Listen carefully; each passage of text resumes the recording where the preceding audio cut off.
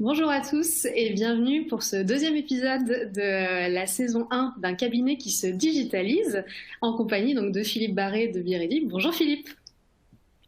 Bonjour à tous, je suis très content d'être là avec vous aujourd'hui, de vous retrouver. J'espère que tout le monde est en pleine forme, bien bronzé. Enfin, ceux qui ne sont pas trop restés en France, ils sont bien bronzés. Et voilà, donc on va passer un petit moment ensemble. Exactement, donc après cet été plus ou moins ensoleillé, c'est un petit peu contestable. On va voir donc aujourd'hui ensemble le deuxième épisode de la série. Alors le premier, on avait abordé comment et pourquoi revoir les process et outils de production dans son cabinet. Aujourd'hui, on va parler de comment embarquer vos collaborateurs dans la digitalisation du cabinet, grand sujet de cette rentrée. Donc on va passer environ 45 minutes ensemble aujourd'hui. N'hésitez pas à poser toutes les questions que vous avez dans le chat qui est à votre disposition sur l'interface du webinaire. Ce qu'on va faire, c'est qu'on répondra à vos questions au fil de l'eau. Donc je me permettrai d'interrompre Philippe pendant sa présentation pour lui passer vos questions.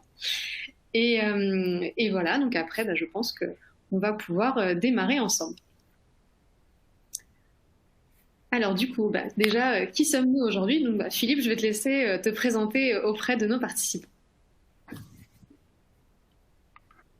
Donc bonjour à tous, je suis donc Philippe Barré, je suis expert comptable et j'ai décidé d'exercer le métier de manière un petit peu différente, c'est-à-dire que j'ai choisi de laisser un peu de côté les missions traditionnelles et de me consacrer plus à des missions d'accompagnement, de conseil. Et parmi les structures que j'accompagne, j'interviens dans pas mal de cabinets d'expertise comptable ou de réseaux pour les accompagner dans leur transformation, à la fois dans leur process, mais aussi dans leurs nouvelles missions, leur stratégie, etc.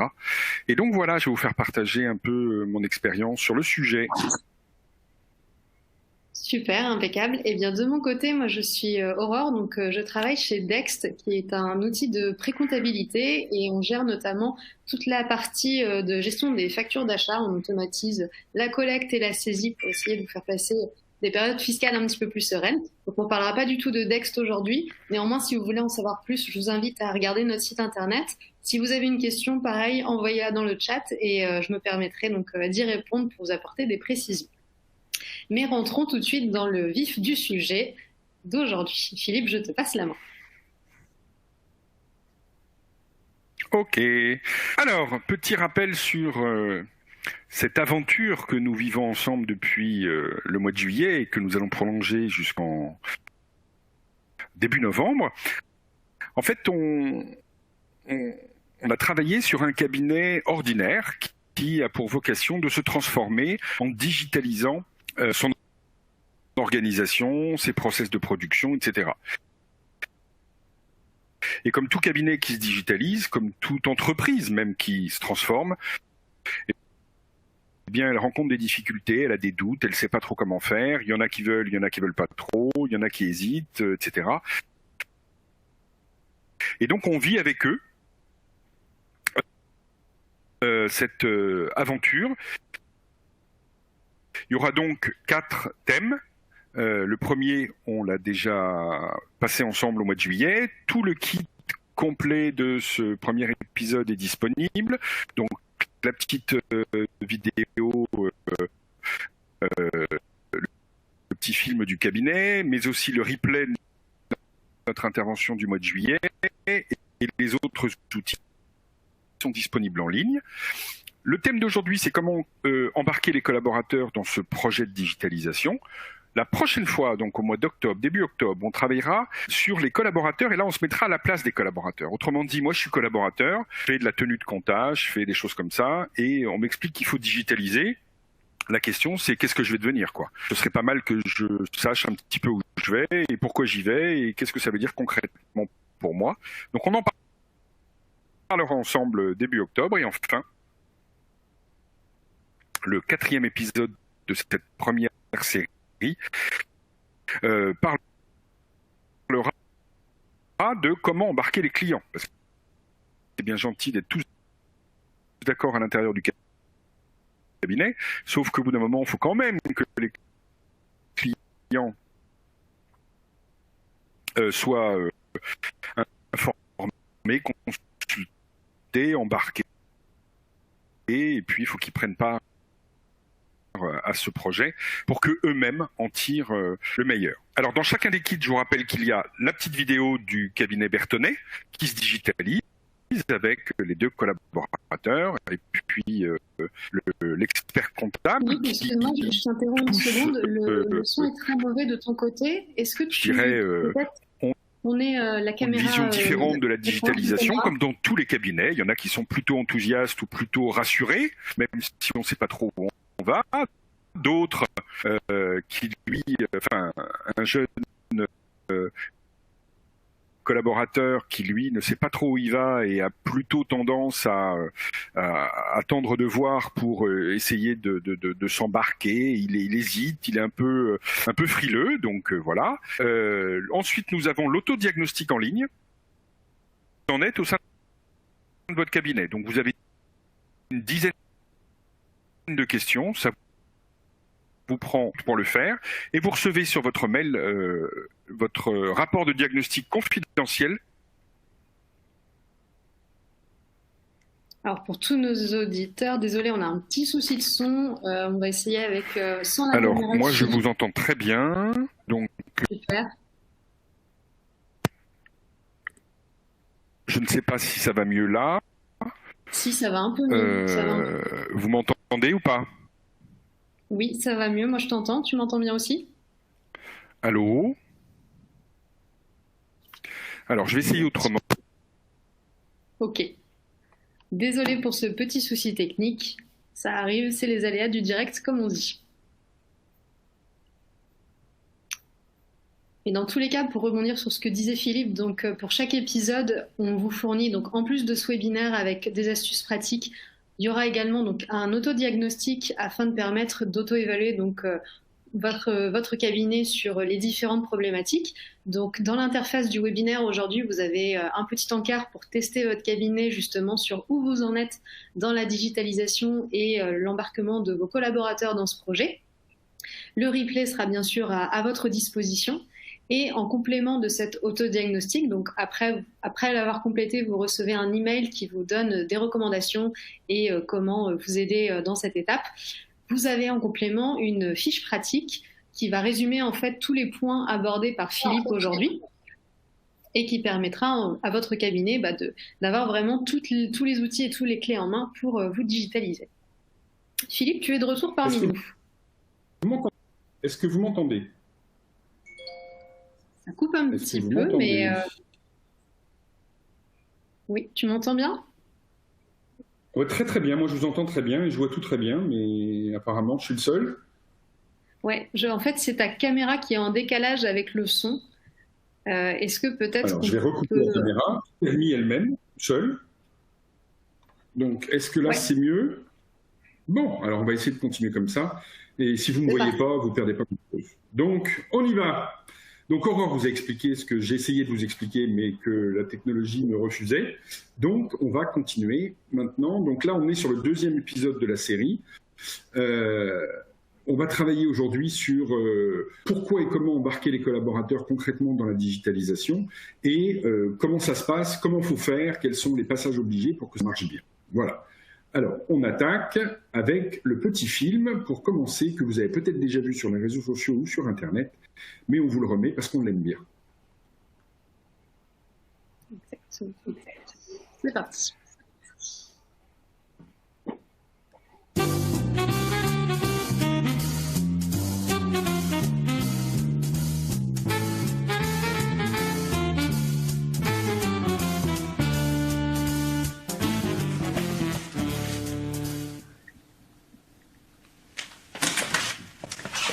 Oui, donc je vous dérange ?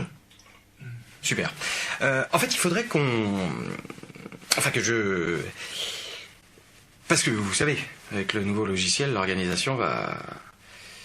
La numérisation des factures, ça va... Comment dire ?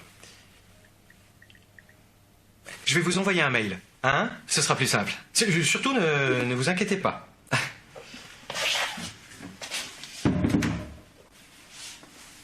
Oula, mais ça sent mauvais, ça, non ? Oh, au contraire. Je pense qu'il veut nous parler du nouveau logiciel de numérisation de factures d'achat. La numérisation des factures ? Mais nous, alors, qu'est-ce qu'on va devenir ? Je sais pas, c'est peut-être l'occasion de travailler différemment. Aller voir nos clients pour leur proposer de nouvelles missions. Mais quelle nouvelle mission? Je sais pas, du suivi de trésorerie, par exemple. Tu fais quoi? Tu vas où? Je vais à la pêche aux infos, tu viens? Non. Mais tu me diras, hein?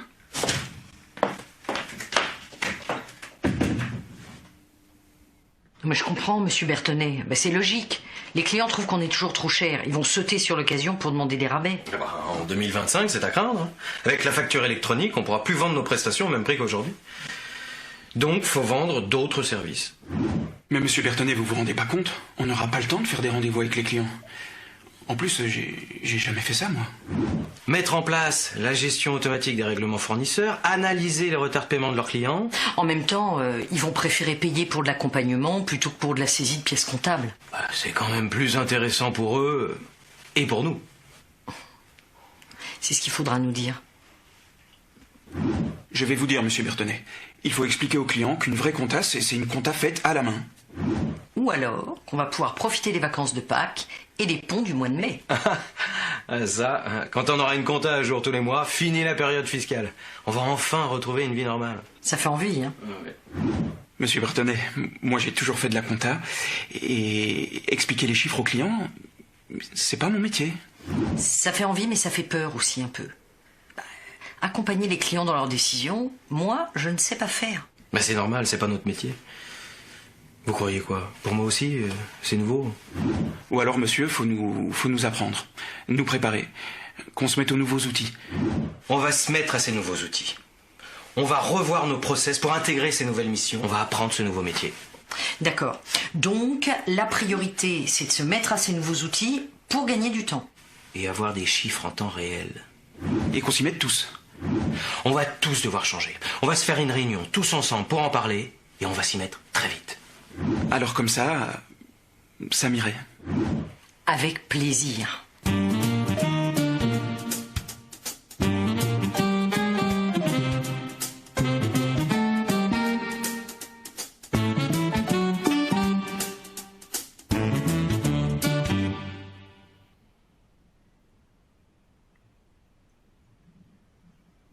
Nous revoilà.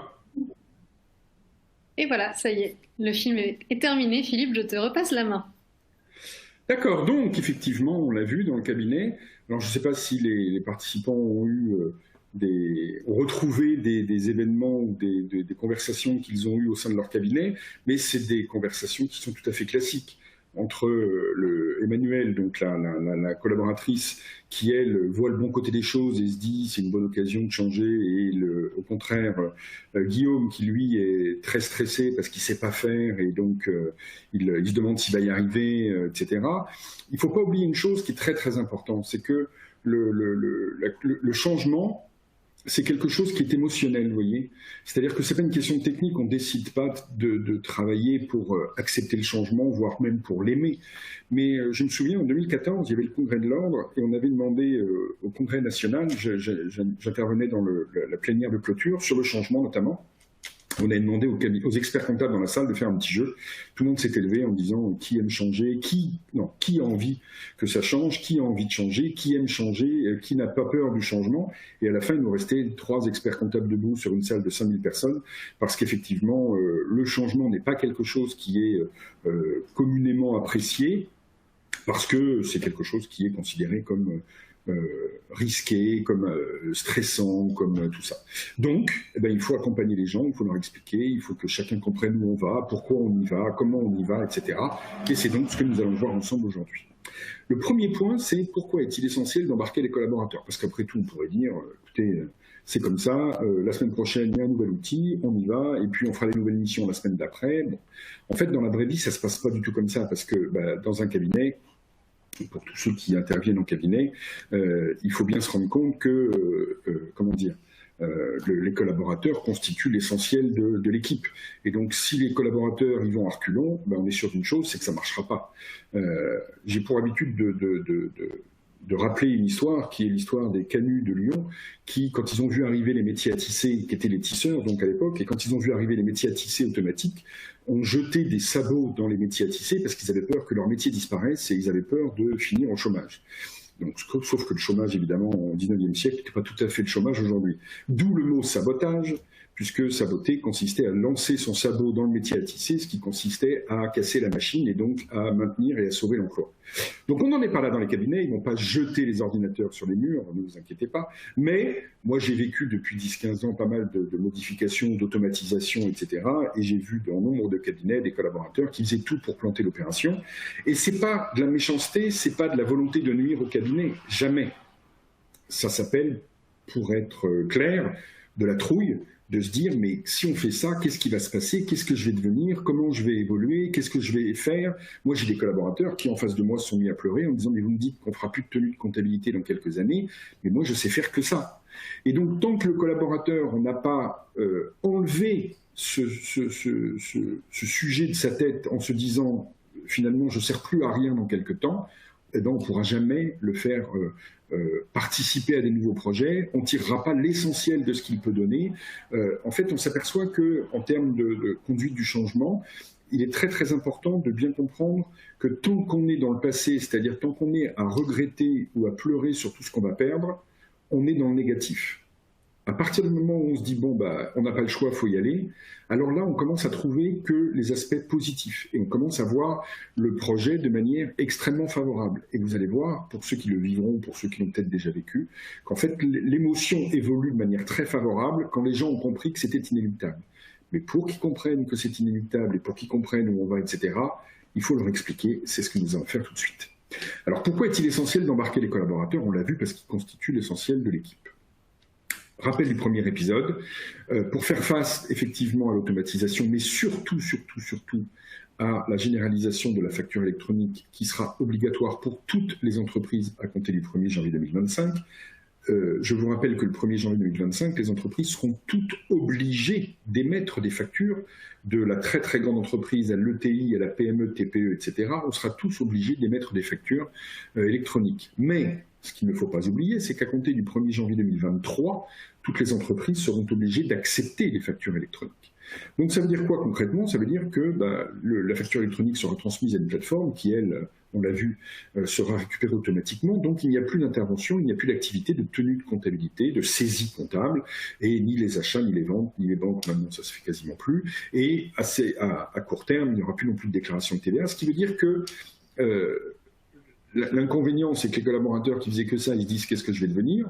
L'avantage, c'est qu'on va libérer du temps, beaucoup de temps, et on s'aperçoit que ce temps qui est économisé, si on fait l'effort de revoir également les process de production, c'est ce que nous avons vu la dernière fois, eh bien ce temps économisé va nous permettre de développer des nouvelles missions. Et ça tombe bien parce que ces nouvelles missions, elles sont extrêmement utiles aux chefs d'entreprise que l'on va accompagner ou que l'on va soulager sur des obligations légales qu'il n'a pas forcément ou administratives qu'il n'a pas forcément envie de gérer. On va relancer ses clients, on va faire plein de choses pour lui.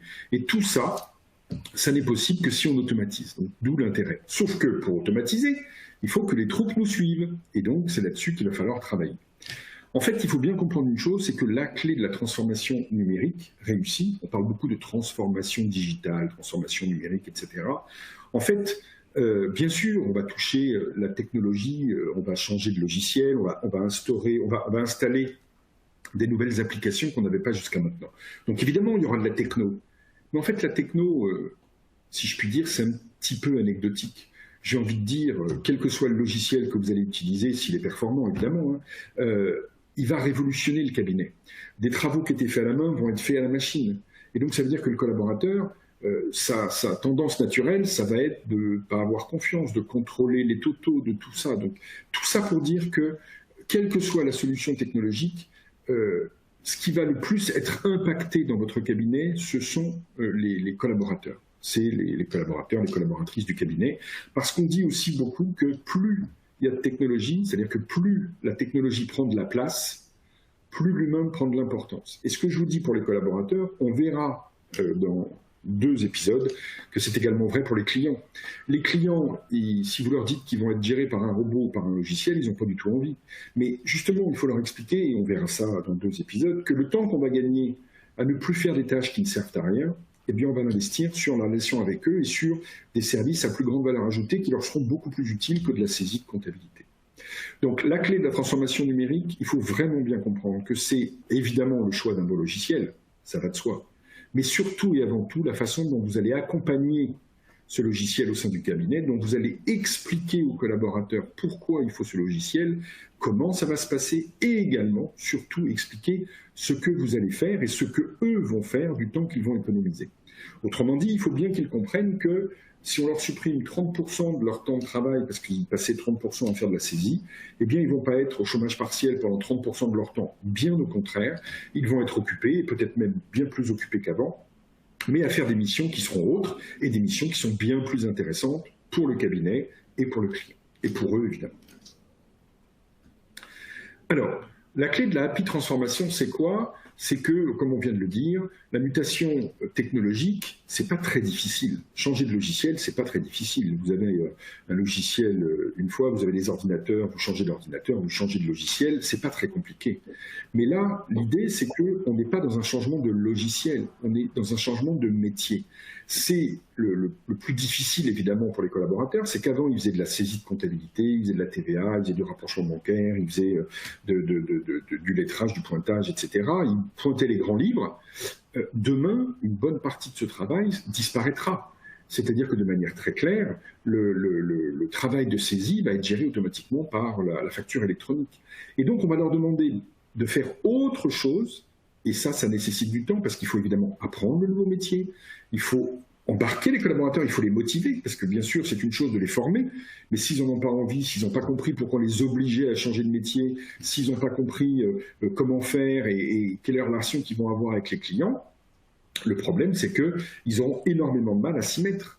Et toute la difficulté, ça va être une difficulté d'embarquement, de motivation, d'implication des collaborateurs. Toute la difficulté pour le manager, pour le patron du cabinet, pour les associés du cabinet, ça va être justement de les embarquer, ces collaborateurs, en disant concrètement, il faut qu'ils soient partie prenante de l'opération. J'ai accompagné beaucoup de cabinets dans leur transformation et j'aime bien une phrase que je leur cite très souvent. Au début, ils se demandent pourquoi je dis ça, puis ils trouvent que c'est un peu pipeau. Puis quelques mois après, ils se rendent compte que finalement, c'était pas si bête. La phrase, c'est « Tout seul, on va plus vite, ensemble, on va plus loin ». Le risque majeur dans un cabinet, notamment un cabinet relativement petit, de 10, 15 personnes maxi, c'est quoi? C'est que le patron, il a envie de tout faire lui-même, ça va plus vite. Donc il n'a pas besoin d'embarquer, il n'a pas besoin d'expliquer, il n'a pas besoin de communiquer, il prend les décisions et il appelle l'éditeur informatique, on installe ça rapide sur les écrans, etc. Sauf que ça, c'est évidemment faisable, il n'y a pas de souci. Sauf que c'est loin d'être la meilleure des solutions parce que justement, les collaborateurs ont l'impression d'être court-circuités, ils se demandent ce qui va leur arriver et du coup, implicitement, un réflexe de survie se développe chez eux et ça a pour effet de bloquer les choses. Donc, tout ça pour dire qu'on ne peut pas exiger des gens qui se transforment du jour au lendemain, il faut leur laisser du temps, répondre à leurs questions, les accompagner, les écouter, les former, etc. C'est ce que nous allons voir tout de suite. Comment concrètement les embarquer, les collaborateurs? Autrement dit, le mot embarquer est devenu, et vient de l'américain, c'est le fameux onboarding dont parlent tous les Américains, c'est comment les faire participer au projet, c'est ça que ça veut dire. Comment, je n'ai évidemment pas la phrase exacte, mais ça me rappelle aussi la phrase de Saint-Exupéry qui dit si tu veux monter un équipage pour aller explorer des cités lointaines, des contrées lointaines, ne forme pas ton équipage à comment on monte les voiles, comment on fait le moteur, comment on gère tout ça, parle-leur de la mer. Eh bien, c'est exactement pareil pour les collaborateurs. C'est-à-dire qu'en fait, il ne s'agit pas de leur expliquer comment fonctionne le logiciel. Honnêtement, on s'en fout. Le logiciel, on apprendra à le faire marcher de manière intelligente et on apprendra, si on ne sait pas, on appellera l'éditeur qui nous expliquera comment ça marche. Le problème, il n'est pas là. Le problème, il est de leur faire comprendre pourquoi on a envie d'y aller, pourquoi c'est important d'y aller, pourquoi les clients, on a besoin de les accompagner mieux que ce qu'on fait aujourd'hui. Il faut être honnête, les clients, on les accompagne mal, on leur fait leur compta, on leur fait leur bilan, on leur fait leur paye, avec un peu de chance, tout ça est juste. Mais le problème, c'est qu'honnêtement, c'est pas ça qui crée de la valeur, ils s'en foutent. Quand on leur livre un bilan au mois de mai ou au mois de juin, je vous parle pas des confrères qui demandent des délais jusqu'en juillet ou septembre, pour finir les bilans du 31-12 de l'année d'avant, honnêtement, qu'est-ce qu'on leur apporte comme valeur ajoutée? D'accord, on leur enlève une épine du pied, d'accord, on les soulage d'un truc qu'ils n'ont pas envie de faire. Mais sincèrement, on n'a pas fait les études qu'on a fait, on n'a pas fait ce métier juste pour dépanner les gens d'un truc qu'ils n'ont pas envie de faire. Les clients, ils ont besoin d'autre chose. Il faut que les clients, on leur apporte autre chose. Et bien, c'est ça l'objectif. L'objectif, c'est de faire un travail plus utile pour nos clients, c'est de servir à quelque chose et tout ça. Et l'idée, c'est que embarquer les collaborateurs, c'est leur montrer qu'il y a une vie en dehors du bilan, du compte de résultat et de l'annexe et des comptes, etc. Et cette vie, c'est tout ce qu'on peut apporter à nos clients, mais qu'on n'a jamais fait de manière très honnête et très claire, tout simplement parce qu'on ne pouvait pas, on n'avait pas le temps. On était déjà complètement surbooké et on ne pouvait pas en plus rajouter des missions d'accompagnement, de conseil, de trésor, de machin, de trucs. Donc on ne l'a pas fait. Maintenant, l'avantage, c'est qu'on va avoir, grâce à tous les outils comme Dext, des outils de récupération de données, d'accélération de production des comptes, etc., etc., et puis à très court terme aussi grâce à la facture électronique, on va avoir des données de manière extrêmement rapide, des données fraîches et du temps. Il y a 2 ingrédients pour faire des missions de conseil et des missions d'accompagnement, c'est des données fraîches, des data, comme on dit maintenant, comme les jeunes y disent, hein, et deuxièmement, du temps. Eh bien, l'avantage, c'est que tous ces outils, ça donne du temps et des data, donc c'est super. Alors maintenant, concrètement, comment on fait? Parce que c'est bien gentil, on a tous compris qu'il fallait les brosser dans le sens du poil et pas les brusquer. Donc ça, c'est OK, ça paraît logique, pour les motiver, pour leur donner envie. Bon, bah ça c'est parfait, mais concrètement, comment on fait? La première chose, c'est que pour que ça marche, il faut qu'on ait les idées claires. Ça, c'est absolument fondamental. Vous embarquez pas votre famille en vacances en disant, bah, venez, on va prendre l'autoroute du Sud, et puis on trouvera bien un truc sympa qui va être sympa. Bah non, parce qu'il n'y a personne qui vous suit en disant c'est pourri ton projet, quoi. Bon. Eh bien, il ne faut pas avoir un projet qui est pourri. Il faut avoir un projet qui donne envie aux collaborateurs, qui leur montre qu'ils sont utiles, qui leur montre qu'ils ont une valeur ajoutée, qui leur montre qu'ils peuvent faire autre chose. Parce que souvent, le collaborateur comptable, il s'auto-censure alors qu'il est capable de faire plein d'autres choses, qu'il est capable d'être beaucoup plus utile que de saisir des OD à 20 balles ou de relancer des clients parce qu'il manque un ticket de parking. Il est capable d'apporter beaucoup plus de valeur ajoutée à ses clients. Mais il n'ose pas parce qu'il n'y pense pas. C'est exactement ce que disait Guillaume dans le film d'avant, qu'on a visionné. Il disait, moi, faire de la compta, je sais faire, parler aux clients et expliquer les comptes aux clients, je ne sais pas faire. C'est pas qu'il ne sait pas faire, c'est qu'il n'a jamais fait, qu'il n'a jamais osé. Et moi, j'aime beaucoup cette phrase de Mark Twain qui dit « c'est pas parce que c'est difficile que nous n'osons pas, c'est parce que nous n'osons pas que ça devient difficile ». C'est-à-dire que comme on n'ose pas, on a peur que l'eau soit trop froide, on n'y va jamais, et du coup, on a peur d'y aller, on n'ose pas, etc., etc., et on s'auto-bloque, on se censure. Et ça, c'est une erreur. Donc, c'est surtout pas ça qu'il faut faire. Il faut, premièrement, montrer aux collaborateurs que notre projet d'entreprise, que notre projet de cabinet et donc notre projet de digitalisation est clair. Ça veut dire quoi, un projet clair? Ça veut dire où est-ce qu'on est aujourd'hui? D'accord? Pourquoi on doit changer? Pourquoi on doit proposer d'autres missions aux clients? Pourquoi est-ce qu'on doit automatiser? Pourquoi... Il faut leur expliquer ce que c'est que l'environnement de la profession, leur montrer des petits exemples où, je sais pas, vous facturez un client 3 000 € par an, vous allez sur Internet et il y a un confrère qui facture 500 ou 600 balles. Alors bien sûr, on va dire que c'est pas la même qualité, c'est pas ceci, c'est pas cela, sauf que ça existe. Et votre client, s'il tombe dessus, bien sûr, il se dira peut-être c'est pas la même qualité, ça doit pas être très bien, etc. Mais enfin, il doit se dire quand même qu'il y a quelqu'un qui lui fait moitié moins cher que ce que vous faites vous. Donc tout ça, c'est l'environnement qui a changé. Les technos, il y a des cabinets qui sont aujourd'hui extrêmement automatisés, qui peuvent se permettre de baisser leurs tarifs parce que leurs coûts ont considérablement baissé. Et qui, du coup, comme ils baissent les tarifs, peuvent proposer d'autres missions aux clients, de l'accompagnement, du conseil, de l'organisation, du suivi, de l'administratif, etc. Il y a plein de choses à développer pour les clients. Les clients sont demandeurs, toutes les études le montrent depuis des années, mais le problème, c'est que le cabinet ne leur proposait rien. Si on veut le proposer, il faut libérer du temps. Si on veut libérer du temps, il faut des outils pour faire le boulot à notre place. Deuxièmement, il faut un projet qui soit ambitieux. On est clair. Comment ça va concrètement, où est-ce qu'on va aller et comment on va y aller. Autrement dit, on se dit, il faut développer des nouvelles missions, donc il faut automatiser, donc il faut se préparer. OK, mais concrètement, comment on va faire? Ça, il faut le préparer, il faut expliquer aux collaborateurs. Et évidemment, il faut expliquer dans notre projet, que ce soit clair, parce que c'est évidemment la question numéro 1 des collaborateurs, qu'est-ce que je vais devenir, moi? Dans ces cas-là, il faut décliner le projet du cabinet dans les différents niveaux de collaborateurs. Les associés, il va se passer ça pour eux. Les chefs de mission, directeurs de mission, il va se passer ça pour eux. Et puis les collaborateurs, les débutants, etc., il va se passer ça pour eux, mais aussi les gestionnaires de paye, mais aussi les responsables qui font du social, du juridique, peut-être même l'informatique, etc., selon l'organisation que vous avez au sein du cabinet. Et en fait, il faut que chacun trouve sa place dans le projet de demain. Vous imaginez, vous êtes collaborateur, on vous dit, demain, on va faire que des missions de conseil.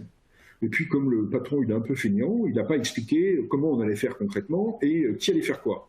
Vous êtes collaborateur, vous faites de la saisie de compta. Entre nous, vous avez du mal à imaginer que vous allez faire demain des missions de conseil. Donc, vous vous dites quoi? Ben, vous vous dites, en gros, il faut que je dégage, quoi. Mais peut-être pas du tout. Il a peut-être une opinion qui est complètement différente. La seule chose, c'est qu'il n'a même pas pensé à formaliser le projet et à l'écrire et à le partager avec son équipe. Donc ce qu'il faut impérativement, c'est avoir un projet clair dans la tête pour que ce projet puisse être partagé. Ça, c'est la première étape. Pas de projet clair dans sa tête, vous n'avancerez pas. Si votre projet, c'est juste de dire on va acheter de nouveaux logiciels, on va l'installer sur le dossier, point barre, vous êtes tranquille que vous avez toute l'équipe qui va être en stress, qui va être effectivement inquiète et qui n'avancera pas sur le projet. Souvenez-vous, les quelques premières secondes du petit film qu'on vous a projeté, vous pourrez le regarder librement après notre webinaire. L'expert comptable rentre dans la pièce et comme il n'a rien préparé, il leur dit, vous savez comment, il bafouille, il bégaye, et puis il leur dit, non, je vais vous envoyer un mail, ce sera mieux. Eh bien non, c'est pire, c'est pourri comme solution. C'est pas comme ça qu'on fait. C'est-à-dire qu'on n'envoie pas un mail pour dire aux collaborateurs, voilà comment ça va se passer. Donc on fait une grande réunion, c'est donc le thème d'après. On va lancer officiellement le projet, c'est-à-dire qu'on va partager ce projet avec l'équipe. On va leur expliquer pourquoi on doit changer, comment ça va se passer. Et puis aussi, si on ne change pas, qu'est-ce qui va se passer? Très concrètement, le cabinet qui ne voudrait pas changer ses méthodes, ses process de production, etc., de manière très claire, il se tire une balle dans le pied et il hypothèse ses chances de survie, soyons clairs. Bon. Donc ça veut dire pourquoi il faut travailler plus avec la technologie, pourquoi il faut arrêter de harceler des clients pour leur demander une pièce de 15 ou 20 balles parce qu'ils ont loupé le péage d'autoroute, que sais-je encore, etc., etc. Ou pourquoi on arrête de passer des charges constatées d'avance pour 142 €, sachant que l'année dernière, il était de 141, donc ça veut dire qu'on a eu un impact résultat de 1 € sur le bilan cette année. Enfin, tout ça est ridicule. Si le client savait qu'on perd du temps à faire ça, il refuserait de payer nos honoraires. Donc ça veut dire qu'on va arrêter de travailler comme ça, et il faut expliquer aux collaborateurs pourquoi on arrête de travailler comme ça. C'est parce que ça ne sert à rien, c'est pas utile. Et donc ça ne veut pas dire qu'avant on a mal travaillé, il faut les rassurer sur le fait que ce n'est pas eux qui sont en cause. Je veux dire, il y a quelques années, il y avait des agences de voyage, des agences matrimoniales qui mettaient des gens célibataires qui cherchaient l'âme sœur et qui cherchaient des maris, des femmes, ce que vous voulez. Bon, maintenant, il y a eu Mythique, il y a eu, je sais pas quoi, tous les sites de rencontres. C'est sûr que les agences matrimoniales, elles ont perdu 90% de leur clientèle. Est-ce qu'elles étaient inutiles? Non, elles ont permis à des quantités de couples de se rencontrer, à des quantités de couples d'être heureux, de fonder des familles, etc. Elles ont très bien fait leur job. Sauf qu'entre-temps, il y a un concurrent qui s'appelle une plateforme technologique qui est arrivé et qui a phagocyté leur travail. Nous, c'est un peu pareil. La tenue de comptabilité, on a bien fait le job, on a assuré. Sauf que maintenant, il y a une plateforme, il y a des plateformes, il y a des outils comme Dext et comme d'autres qui proposent de faire une partie du job. Eh bien, elles le font, ces plateformes. Elles le font plutôt bien et même mieux que ce qu'on fait nous, pour moins cher, pour plus efficace et plus rapide. Donc, on va leur laisser la main. Et comme nous, on a des clients qui ont plein d'autres demandes, on va se consacrer plutôt aux autres demandes plutôt que de continuer à faire un travail qui ne sert pas à grand-chose et pas à grand monde. Voilà. Après, il faut expliquer à chaque collaborateur, donc dans cette grande réunion, on va discuter un peu avec toute l'équipe. Bon, évidemment, si vous avez un cabinet de 400 personnes avec 12 sites, ce sera peut-être un peu compliqué de faire une seule réunion. Mais moi, ça m'est arrivé d'animer des réunions avec un cabinet où ils réunissaient une fois par an ou pour l'occasion tous leurs collaborateurs. Et puis on a travaillé pendant une journée entière sur le projet. C'était super. Bon, mais si vous pouvez le faire aussi site par site, c'est un peu plus compliqué parce qu'évidemment, le message ne sera pas le même et ce sera un peu plus compliqué. Mais le mieux, c'est de faire tous ensemble, mais on fait comme on peut et chacun s'organise un peu comme il peut. Donc voilà. Ensuite, une fois qu'on aura expliqué le projet, une fois qu'on aura expliqué la place de chacun dans le projet, il va falloir répondre aux questions des uns et des autres, parce que c'est évident qu'il y aura des questions. Vous imaginez, vous arrivez en réunion, vous venez de prendre un petit café, vous êtes heureux, il fait beau, la vie est belle, et on vous dit, voilà, en fait, ton métier, dans 3 ans, il a fermé, il a disparu. Waouh. C'est juste un choc, voilà. Alors vous êtes expert comptable pour la plupart d'entre vous, vous êtes patron de cabinet, vous avez été au congrès de l'ordre, à des formations, vous avez lu SIC, vous avez lu des revues comme ça qui vous alertent depuis quelques mois et quelques années sur le fait qu'il va falloir se bouger. Mais eux, ils vont pas au congrès, ils vont pas à ces formations. S'ils vont à une formation, ils vont à la formation en loi de finances ou je sais pas quoi. Mais ils sont pas tellement alertés sur l'évolution de la profession. Donc si eux-mêmes ils sont pas motivés par l'opération, du coup, ils iront pas. Et ça veut dire que concrètement, ils vont découvrir, ils vont tomber de leur chaise le jour où vous allez annoncer tout ça. Donc, il faut faire attention, le message est violent. Il faut y aller tout doux. Il ne faut pas les brusquer parce que la plupart des collaborateurs n'ont pas forcément conscience de tout ce qui va se passer et donc il faut quand même un peu les préserver. Et pour les préserver, il faut les écouter et les rassurer. Alors rassurer, c'est exactement ce que fait l'expert comptable, souvenez-vous au début du film, il dit mais surtout ne vous inquiétez pas. Alors il faut savoir qu'il n'y a pas de phrase plus stressante que ne vous inquiétez pas, parce que ça déclenche un stress immédiat. Donc ne jamais dire ne vous inquiétez pas. En tout cas, il ne faut pas que la phrase s'arrête là. On peut dire ne vous inquiétez pas, virgule, et vous répondez à une question ou des choses comme ça. Mais ne jamais dire ne vous inquiétez pas, je vais m'en occuper, ce qui est encore plus inquiétant. En fait, ce qu'il faut expliquer, c'est que les collaborateurs, ils auront plein de questions. Et il faut les encourager à les poser. Et là, on leur dit la vérité quand on répond à leurs questions. Soit on a la réponse, on leur explique, en faisant le maximum de pédagogie, soit on n'a pas la réponse et on leur dit on n'a pas la réponse à ce jour de manière très précise à cette question, mais très rapidement, on viendra vers vous. Et comme ça vous permettra de tenir vos engagements. C'est très important dans une période de transformation de tenir ces engagements, parce que ça vous permettra de montrer que quand vous prenez un engagement, vous le tenez, et donc ça les rassurera sur la suite des événements. Donc, vous les encouragez à poser des questions. Le jour J, bien entendu, mais il y en a plein qui auront des questions qui vont venir le lendemain, le surlendemain. Ils vont parler avec leur mari, leur femme, ils vont parler avec des amis, ils vont aller sur Internet pour voir un peu si tout ce que vous avez raconté est vrai. Ils vont s'apercevoir effectivement que la comptabilité va être automatisée de plus en plus. Donc, ils vont prendre conscience. Mais la prise de conscience, je vous rappelle que c'est violent. C'est-à-dire que du jour au lendemain, on apprend que son job disparaît, quoi. Donc, il faut les rassurer aussi sur le fait que ce n'est pas leur job qui disparaît. C'est une partie des tâches qu'ils faisaient jusqu'à maintenant qui vont être faites par un logiciel. Mais non seulement ils en faisaient d'autres, mais en plus, il y a plein de tâches qu'on va leur rajouter parce que c'est des tâches qu'on n'avait pas le temps de faire. Non pas que ce n'était pas utile, mais qu'on n'avait pas le temps de le faire. Et donc, on avait laissé tomber, et c'est probablement une erreur d'avoir laissé tomber. Maintenant, on va les reprendre, ces tâches, et on va développer des nouvelles missions pour les clients. Et donc, toutes ces questions-là, elles vont arriver dans le temps. Donc, ça veut dire que très concrètement, probablement, vous aurez des questions qui vont apparaître un peu plus tard au fur et à mesure de la réflexion. Et puis, elles vont venir. Et puis, il faut toujours continuer à répondre aux questions. Essayer de faire d'autres réunions avec quelques semaines de décalage pour faire un petit point d'avancement et tenir les gens au courant.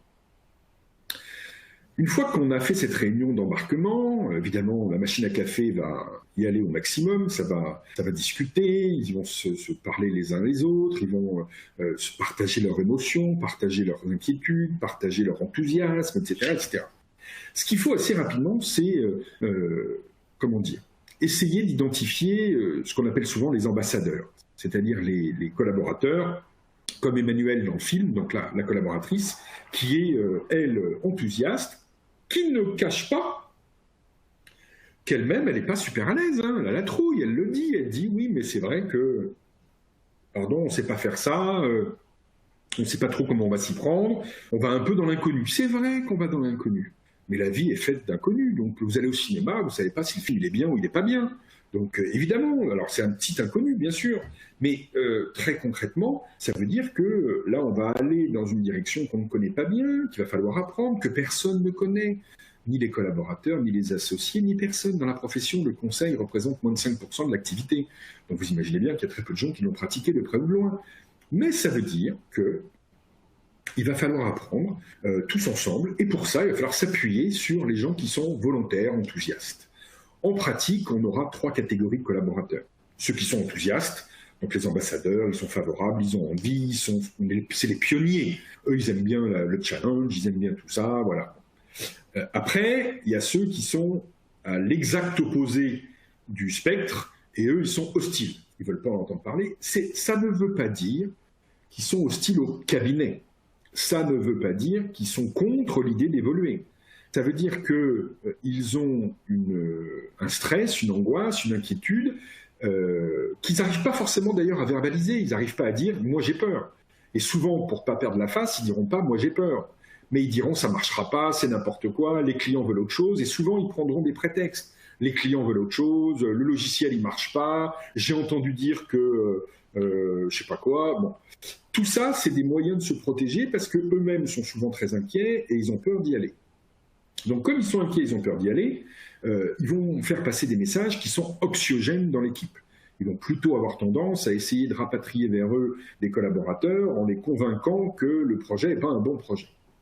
Et puis, vous aurez à peu près les 2 tiers des collaborateurs qui, eux, seront Ils seront un peu le ventre mou, ils attendront pour voir, ils sont un peu dubitatifs, voilà, ils savent pas trop si c'est bien ou si c'est mal, ils attendent d'en savoir un peu plus, ils veulent se faire leur opinion. Et c'est là que se joue tout le succès de l'opération. Quel que soit le cabinet, quels que soient les collaborateurs, le niveau des collaborateurs, le diplôme des collaborateurs, tout peut très bien se passer ou tout peut très mal se passer. En fait, je vous rappelle que le changement, c'est une question d'émotion, d'embarquement, de volonté, d'enthousiasme, etc.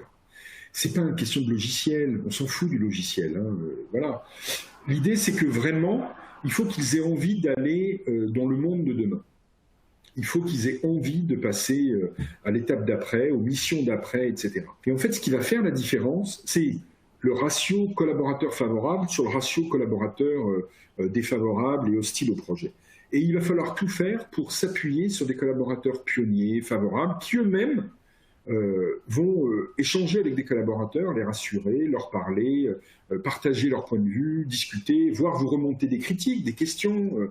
L'objectif, c'est surtout de répondre à toutes les questions possibles, parce que la plupart des questions en plus, les cabinets n'y ont pas forcément pensé préalablement. Et donc le fait qu'on partage avec des collaborateurs, on va identifier des nouveaux risques, des nouveaux dangers, ou des nouvelles opportunités auxquelles on n'avait pas pensé. Et donc, ça veut dire qu'il faut discuter au maximum, il faut beaucoup échanger. Moi, je vous conseille de faire, une fois qu'on a fait la grande réunion générale, faites des petites réunions pizza, prenez des cafés le matin un peu plus longtemps, tous les vendredis, ou le lundi matin en arrivant, vous apportez des croissants, et honnêtement, ça, c'est de l'investissement. Quand on parle du coût de la transformation numérique, honnêtement, c'est du temps et des croissants, quoi. Un café de temps en temps, c'est pas le coût des logiciels qui va changer le compte de résultat du cabinet, c'est surtout du temps et des croissants et des cafés et des pizzas et voilà, et peut-être même un coup à boire un soir pour en parler. Ce que je veux dire, c'est que il faut créer de l'enthousiasme autour de ce projet, il faut créer ce projet, il faut que ça devienne un projet collectif et qu'on ait tous envie d'aller vers le cabinet de demain. Et c'est vraiment... Pardon, je me permets d'intervenir parce que ça me fait penser à quelque chose que nous aussi on a en place chez Dex quand on accompagne les plus de 1000 cabinets qu'on a aujourd'hui en France. On leur conseille en effet de s'appuyer sur les collaborateurs qui sont vraiment moteurs sur le fait d'implémenter un nouveau logiciel et on les appelle en fait les référents digitaux.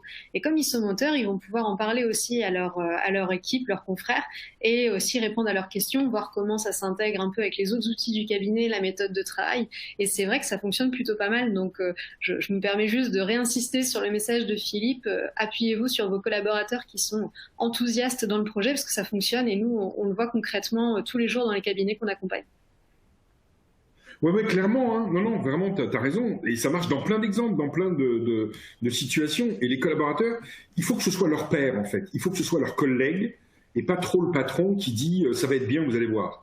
Mais si c'est des collègues, notamment si ce sont des collègues en lesquels les autres ont confiance ou qui les aident quand ils sont dans la difficulté technologique, souvent c'est le cas, ça passera 10 fois mieux, 10 fois plus vite et ce sera beaucoup plus fluide. Et en fait, il faut travailler plus cet aspect-là que l'aspect technique, technologique qui suivra toujours. J'ai pas d'inquiétude là-dessus. Ce que je veux dire, c'est qu'aujourd'hui, les outils sont globalement de bonne qualité, etc. Mais il faut vraiment que ce projet soit un projet collectif pour que tout le monde ait envie d'y aller, parce que des gens qui ont envie, quel que soit leur niveau de formation, leurs compétences, etc., ils y arrivent toujours.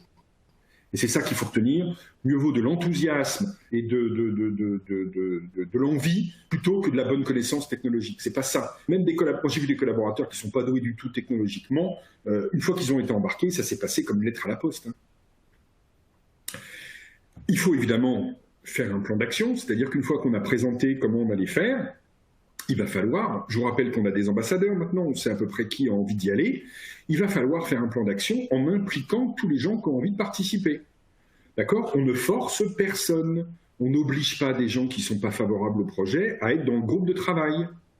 D'accord ? Parce que c'est pas une bonne idée. On leur laisse le temps de réfléchir, de s'adapter, de voir un petit peu si ça leur plaît, si ça évolue dans la bonne direction. Et on met que des gens qui ont envie de bosser sur le projet. Et puis, petit à petit, il y aura d'autres personnes qui... la porte est toujours ouverte. Peu à peu, il y a des gens qui diront « Bah ouais, moi ça m'intéresse de participer à la réunion de travail qu'on va faire la semaine prochaine sur tel sujet. » Eh ben, t'es le bienvenu, viens au contraire.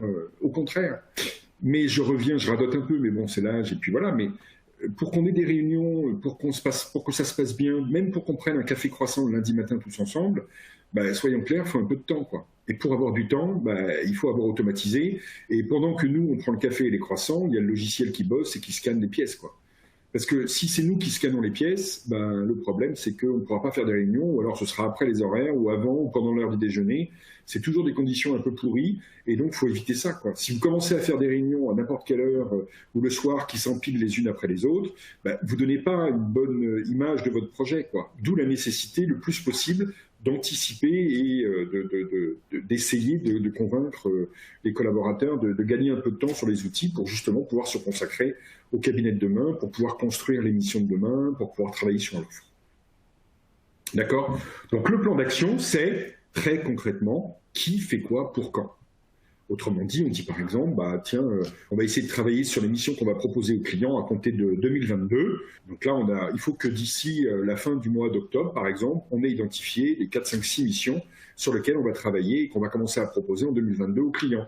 Qui participent ? Il y a, Christelle, Jérôme, Christophe, Fabien, etc., qui vont travailler sur le projet. Et qu'est-ce qu'ils remettent pour le 30 septembre et à qui ? Et puis le 30 septembre, on se fait une réunion, on en partage, on garde peut-être 3 des 4 missions qu'ils ont proposées, on regarde ce qui est faisable, ils échangent, eux ils en parlent à leurs collègues pour voir un petit peu ce qui leur paraît intelligent, et c'est intéressant, et puis ça marche très bien.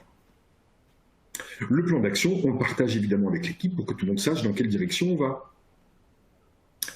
Ensuite, évidemment, il faut former et accompagner les collaborateurs. Une fois qu'on a les idées claires sur ce qu'on va devenir, sur le plan d'action, il faut évidemment partager un maximum. Donc ça veut dire qu'un collaborateur, je vous rappelle l'état d'esprit, il se dit qu'il va effectivement changer de métier, il faut le former à son nouveau métier et l'accompagner. Il faut l'accompagner au début. Quand il va aller chez un client pour expliquer les comptes au client, concrètement, il faut quand même qu'on ait expliqué au collaborateur et qu'on lui ait montré comment faire. Il ne faut pas le larguer dans la nature sous prétexte qu'il a été formé. Non, l'accompagnement, ce n'est pas de la formation et la formation, ce n'est pas de l'accompagnement. Donc ça veut dire qu'il faut vraiment rester proche des collaborateurs. Le rôle des associés est majeur dans le domaine. Ils vont former leurs collaborateurs, leurs chefs de mission. Ils vont leur montrer comment faire et peu à peu ils vont évangéliser leurs collaborateurs et tout doucement ça va être partagé au niveau du cabinet. Donc ça c'est vraiment très important parce que c'est là où il y a des risques majeurs que les collaborateurs perdent de pied, soient affolés et n'y arrivent plus, et c'est là qu'on a des comportements qui ne sont pas toujours très favorables. C'est pas que les collaborateurs veulent nuire au cabinet, c'est qu'ils sont un peu affolés, ils pensent qu'ils n'y arriveront pas parce qu'ils ne sont pas assez sécurisés dans leur évolution, et c'est là qu'il faut être derrière eux, leur tenir la main, leur expliquer, leur réexpliquer, etc. Pour information, la dernière étude des moulins que nous avons faite chez Biredi, donc il y a 1 an, montrait qu'il y avait entre 60 000 et 80 000 collaborateurs qui verraient leur poste évoluer. Au moins un peu, mais souvent beaucoup. Donc ça veut dire que pour mémoire, il y a 140 000 collaborateurs dans la profession. Donc ça veut dire 1 sur 2 pour très très court. Voilà. Donc il y a un collaborateur sur 2 qui va voir dans les 5 ans son métier transformé significativement. D'accord ? C'est vraiment très important de l'avoir en tête parce que la très grande majorité, ça veut dire qu'il y a un collaborateur sur 2 qui va être impacté et qui va donc forcément vivre un moment de stress. Et donc ce stress, il est légitime, mais il faut que ce soit du bon stress pour le motiver, pour avancer vers l'avenir et développer des nouvelles choses. Parce que, je répète, que 90 ou 95% des collaborateurs ont leur place dans le cabinet de demain. Les 5 ou 10% qui n'ont pas leur place dans le cabinet de demain, c'est ceux qui sont réfractaires et qui n'ont pas envie de changer. Ce n'est pas du tout ceux qui sont mauvais, ceux qui n'ont pas beaucoup de diplômes, ceux qui sont vieux, ceux qui sont pas très à l'aise sur les technos. Non, c'est ceux qui ne veulent pas. En matière de conduite du changement, le critère, l'ingrédient numéro 1 du changement et de la réussite d'un changement, c'est la volonté. Voilà. Maintenant qu'on a décortiqué un peu toute la démarche, pour conclure, vous présenter les 3 ou 4 petits points clés qui font que ça marche ou que ça ne marche pas. C'est vraiment essentiel de l'avoir en tête. Évidemment, je le dis mais pendant que j'y pense, mais je le redirai dans 5 minutes, à la suite de ce webinaire, lundi, vous aurez en ligne, Dext mettra en ligne à la fois un petit diagnostic pour que vous diagnostiquiez votre cabinet sur votre capacité à embarquer les collaborateurs. Je vous rappelle que le diagnostic précédent qui portait sur votre capacité à adopter les nouveaux outils et votre capacité à changer vos process de production et comment faire pour changer les process de production, comment faire pour adopter les nouveaux outils est en ligne. Tout ça est gratuit. Vous avez la fiche technique qui vous explique comment faire pas à pas. Donc n'hésitez pas. Et puis si à la suite de ça vous avez des questions, vous revenez vers nous. Alors, quels sont les facteurs clés d'un embarquement réussi? Pour faire très court, d'abord, c'est un projet porté par tous les associés. C'est sûr que ce n'est pas un truc qu'on file à un collaborateur, fût-il le référent digital, ce n'est pas un collaborateur qui porte un projet de cabinet, qui porte un projet de cette envergure. Il faut que ce soit vraiment les associés. Et quand je dis les associés, j'ai rajouté tous entre parenthèses, parce que il m'est arrivé de tomber dans des cabinets où il y en avait 2 ou 3 associés qui me disaient « je préfère ne pas me prononcer ». Bah ça, c'est un tue-l'amour absolu. C'est-à-dire que s'il y a un cabinet s'il y a un associé dans le cabinet qui fait part de ses états d'âme, dites-vous bien que le projet il va directement dans le ravin. Hein. Parce que la probabilité que ça va marcher si les associés, donc les patrons, ne sont pas d'accord, donc au pire, vous faites une réunion entre vous un soir, vous vous enfermez, et les survivants, comment dirais-je, porteront le projet, mais c'est pas possible d'avoir des associés qui sont hésitants, réfractaires ou hostiles. C'est pas possible. Là, il faut traiter le dossier différemment, mais si vous allez devant les troupes en n'ayant pas la même vision du sujet, alors là, vous allez dans le mur direct. Deuxièmement, ne jamais oublier, je pense que je l'ai répété à plusieurs reprises, que le changement, c'est de l'émotion. Il faut faire attention à la façon dont les collaborateurs vont percevoir cela. C'est pas qu'ils sont mauvais, c'est juste qu'ils ont peur, qu'ils sont dans l'émotion et qu'ils ont peur de perdre leur emploi, de perdre leur maison, de ne pas payer les études de leurs enfants. Je vous dis ça parce qu'un jour, j'ai fait une conférence dans un cabinet, il y a une dame qui est venue me voir en pleurs, elle avait perdu mais vraiment toute illusion en disant « mais moi j'ai 50 ans, il me reste 10-15 ans à travailler, j'ai pas fini de payer ma maison, j'ai pas fini de payer les études de mes enfants, je vais jamais y arriver parce que vous avez expliqué que le métier que je fais, il va disparaître. » Et en fait, je lui ai expliqué ce que je viens de vous expliquer, c'est-à-dire que, bien sûr, il y a une partie des tâches que l'on fait aujourd'hui qui vont disparaître, mais qu'il y en a plein d'autres qui vont évidemment les remplacer, sauf qu'elle était tellement émue qu'elle n'a pas écouté la suite, elle a pleuré pendant toute mon intervention, et du coup, elle n'a pas entendu la suite de la conférence, et elle n'a pas écouté le moment où je la rassurais, etc. Donc j'ai passé un moment avec elle, et j'ai pris des nouvelles après. Elle s'est super bien lancée dans la nouvelle mission, elle fait de la relance téléphonique des clients de ses clients, ils sont super contents et elle facture plus que ce qu'elle facturait quand elle faisait de la tenue de comptabilité, elle est hyper fière d'elle, elle a bien raison et c'est génial. Donc ça veut dire que vraiment, le changement c'est de l'émotion, donc ça veut dire qu'il faut gérer de l'émotion, ça veut dire aussi que les gens qui n'ont pas beaucoup de diplômes, qui ont 20 ou 25 ans d'ancienneté dans le cabinet, ont toute leur place dans le cabinet de demain, la seule chose c'est qu'il faut le vouloir. Quand je dis que... Voilà, il y a peut-être une partie des collaborateurs qui n'iront pas dans le cabinet de demain. Ce n'est pas ceux qui ne peuvent pas parce qu'ils ne sont pas compétents. C'est 9 sur 10 ceux qui ne veulent pas. Il faut donner du sens au projet. Pourquoi on va y aller? Comment on va y aller?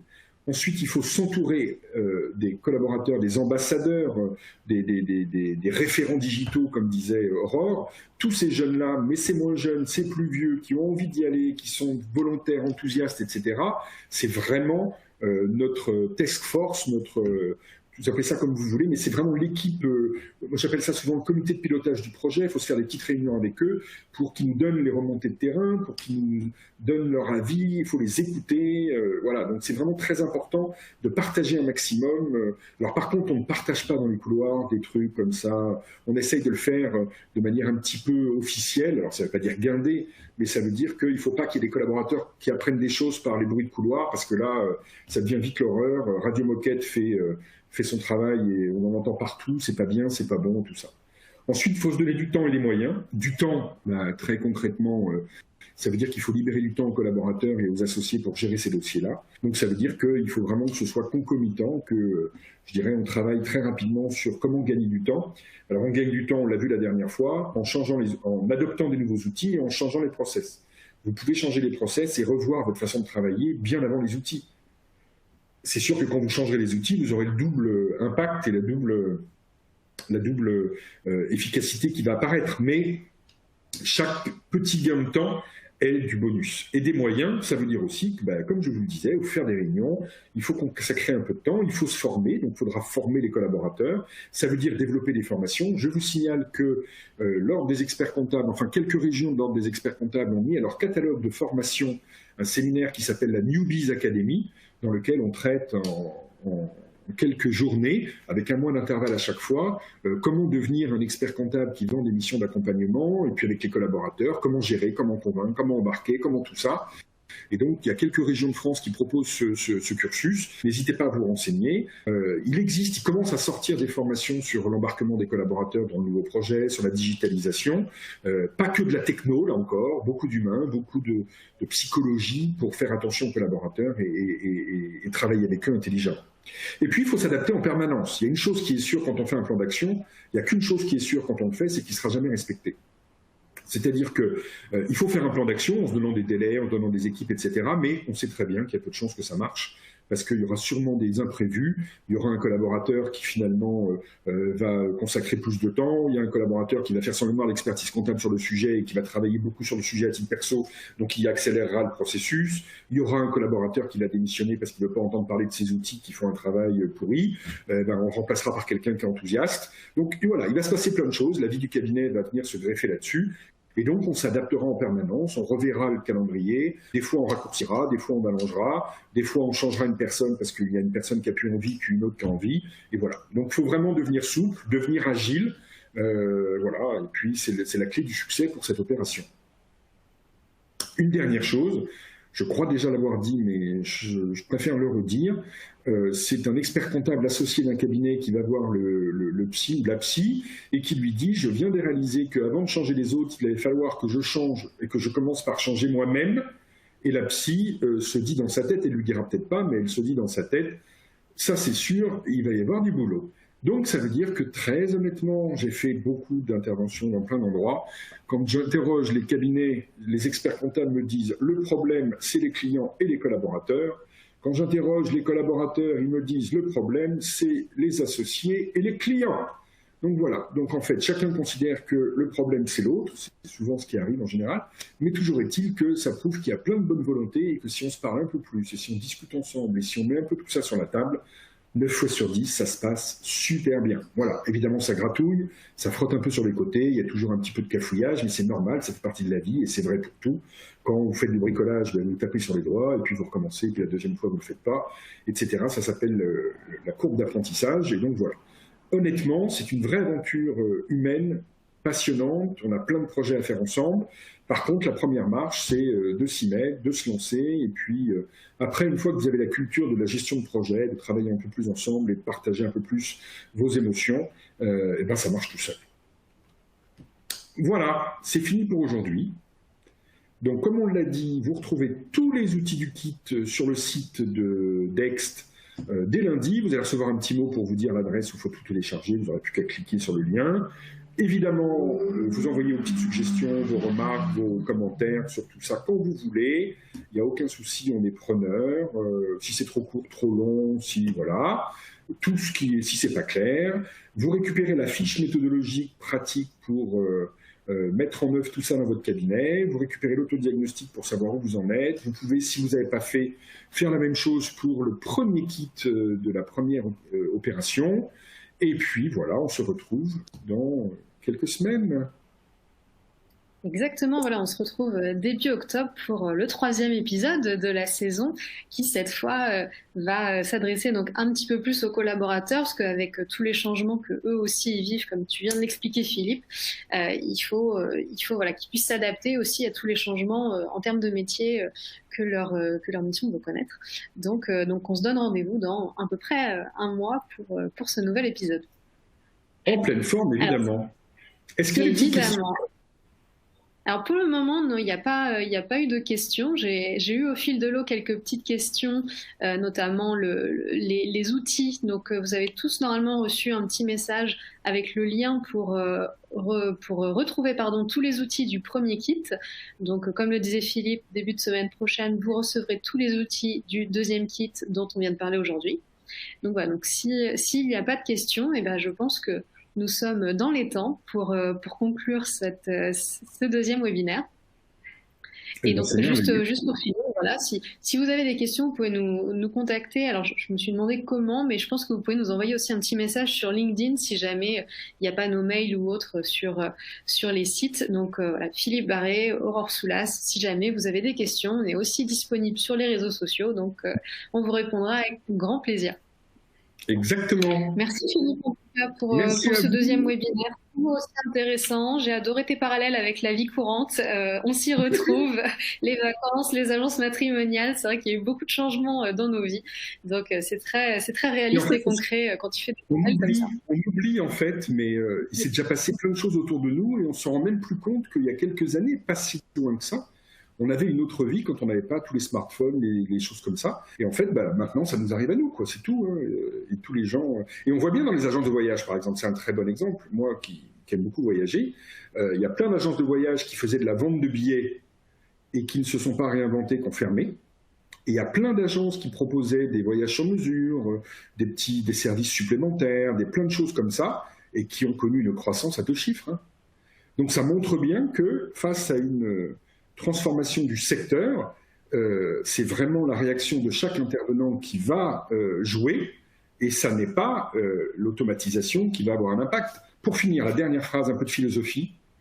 La dernière phrase de l'étude des moulins qu'on a finie, donc la dernière étude des moulins qu'on a faite, c'est la suivante, ce n'est pas l'automatisation qui va tuer l'emploi, c'est l'immobilisme. Et c'est vrai évidemment pour les cabinets, c'est vrai pour tout.